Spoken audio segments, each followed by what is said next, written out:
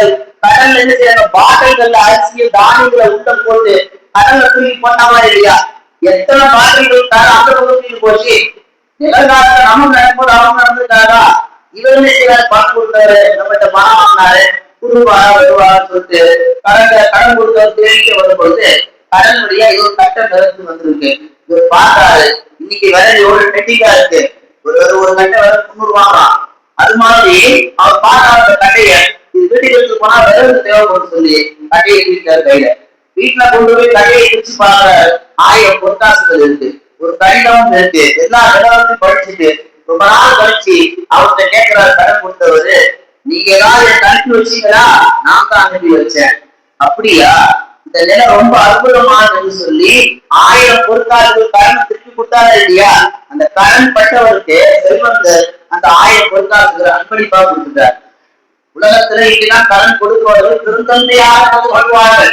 கடன் வாங்கியவருக்கு கடன் திரும்ப கொடுக்க முடியலன்னா அவங்க கஷ்ட நிலையை பார்த்து கண்டுபிடிச்சிருவாங்க. இந்த சம்பவத்தில் அல்லாஹ் சொல்ல வருவது, எனக்காக வாழ்ந்தால், எனக்காக இருந்தால், எனக்காக அமல் செய்தால், உனக்காக நான் வருவேன், கடைசி வரைக்கும் நான் நிற்பேன் என்று அல்லாஹ் இந்த சம்பவத்தை தெளிவாக புரிய வைக்கிறார்.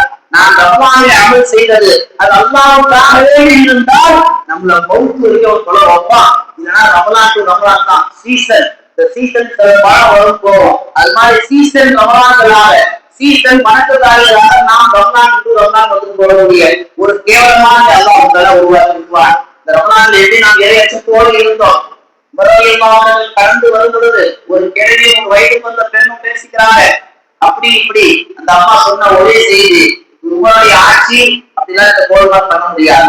இறை அச்சத்தோடு அந்த வயதுக்கு வந்த பெண் நடத்தின் காரணத்தினால் அல்லாஹ் என்ன செய்தான், உமருடைய வீட்டிலே அந்த பால் கறக்கும் அந்த ஏழை பெண்ணை மருமகளாக அல்லாஹ் உள்ள கொண்டு வர்றான்னா நாம கவனிக்க வேண்டியது, அல்லாஹ்வை பயந்தால் அல்லாஹ் நம்மை எப்பேற்பட்ட கோபத்திலும் கொண்டு போய் உட்கார வைப்பான்.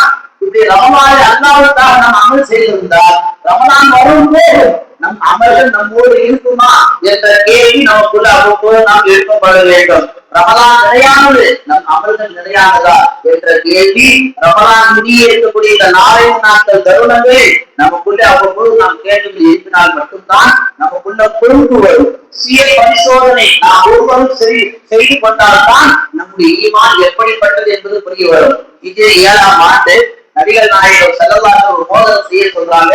அந்த மோதிரத்தை செஞ்சாங்க. அதுல முஹம்மது ரசூலுல்லாஹ் எழுதியிருக்கோம். இது 11ஆம் ஆண்டு அந்த மோதிரம் தொலைஞ்சிருக்கு. அல்லாஹ் சொல்லுவார்கள், சஹாபாக்கள் விளக்குவார்கள், அந்த மோதிரம் சஹாபாக்கள் இருக்கிறவருக்கு இஜ்ரி 11 வரைக்கும் எந்த சட்ட சச்சரவும் இல்லை மதீனா. எப்போ 11 மோதிரம் தொலைஞ்சதோ அதுக்கு பின்னால் மதீனா ஒரு கலவரமாக, ஒரு சர்ச்சை பூமியாக மாறியது. அபூபக்கர் மோதிரம் வந்தது, ஆட்சி நல்லா இருந்துச்சு. உமர் மோதிரம் வந்தது, ஆட்சி நல்லா இருந்தது. உஸ்மான் மோதிரம் வரும்போது என்ன பண்ணாங்க, ஒரு கிணத்துக்கு மேல உட்கார்ந்து மோதிரத்தை இப்படி அசைச்சு பார்த்துட்டு இருந்தாங்க. அது என்ன ஆச்சு, கைட்ட கிணத்துல மோதிரம் விட்ட உடனே அதை தேடுறாங்க. இதெல்லாம் கிடக்கும். எப்ப ஒரு நியமத்தை நாம பொறுமைக்காக விட்டுட்டோமோ, ஒரு நியமத்தான ஒரு அறுவடையை நாம விட்டுட்டோமோ அந்த நியமத்துக்கு நம்ம வராது. ரமலான் நாம் செய்த எல்லா நல்ல அமல்களும் நியமத்தா கருதணும். அப்படி கருதினாக்கா ரமலானுக்கு பின்னாடியும் நமக்கு அமல் செய்யற எண்ணம் உள்ளத்துல பிறக்கும். அபூ ஹுரைரா சொல்லி காட்டுவாங்க, ரசூலுல்லாஹ் ஒரு பைய கையில கொடுத்து, இந்த பைய பத்திரமா வச்சுக்கோ, நீ எப்பொழுதுதான் பசி என்று ஏற்படுதோ அப்பதான் பையக்குள்ள கையை விட பைய தோந்து பார்த்தாங்க. அபூ ஹுரைரா பசி எடுக்கும் போது கையை தோந்து பைய தோந்து எல்லாத்தையும் எடுத்து சாப்பிடலாம், தோந்து பார்க்க மாட்டாங்க. அவங்க சொல்லி காமிக்கிறாங்க, இஜ்ரி 11 மோதிரம் தொலைஞ்சு போன அன்னைக்கு இந்த பையும் சேர்ந்து தொலைஞ்சு போச்சு அப்படின்றாங்க. யோசிச்சு பாருங்க, ஒரு பாக்கியம், ஒரு நியமத், ஒரு அருள்குடை அது அல்லாஹ் நமக்கு தந்தான்னா அதை பாதுகாக்கக்கூடிய சமூகமாக இருக்கும். நம்மள அல்லாஹ் தொலை வச்சிருக்கிறான், நோன்பு வைக்க செஞ்சிருக்கிறான், குர்ஆன் ஓத வச்சிருக்கிறான், குர்ஆனை கேட்க வச்சிருக்கிறான், நல்ல விஷயங்களை கேட்க வச்சிருக்கிறான். இதெல்லாம் பெரிய பாக்கியம். இது அப்படியே அடுத்த ரமலானுக்கு நாம் எடுத்து செல்லணும்னா இதெல்லாம் நியமத்தாக நாம் கருதப்பட வேண்டும். அதே இப்ராஹிம் அலைஹிஸ்ஸலாம் கஅபாவை கட்டும் பொழுது அல்லாஹ்ட்ட கேட்ட துஆ என்ன, பெரிய காலமா கட்டி முடிச்சிட்டாங்க, பெரிய சிரமமான வேலை. ஆனா கேட்ட 2 லைன், ரப்பனா தகப்பல் மின்னா, ரப்பே என்னன்னு நீ ஏற்றுக்கொள். நம்ம எவ்வளவு அமல்கள் செய்திருக்கோம், செஞ்சிட்டு பெருமிதத்துல இல்லாம அல்லாஹ்ட்ட முன் வைக்கணும். யா அல்லாஹ் இதை நீ ஏற்றுக்கொள். அல்லாஹ் ஏற்றுக்கிட்டாதான் அடுத்த ரமலான் அமல் செய்ய முடியும். ஒரு உண்மை தெரியுமா, ஒரு ஃபர்தை நாம நிறைவேற்றிட்டோம்னா அடுத்த ஃபர்துக்கு நம்ம கால் வர்றதில்லை.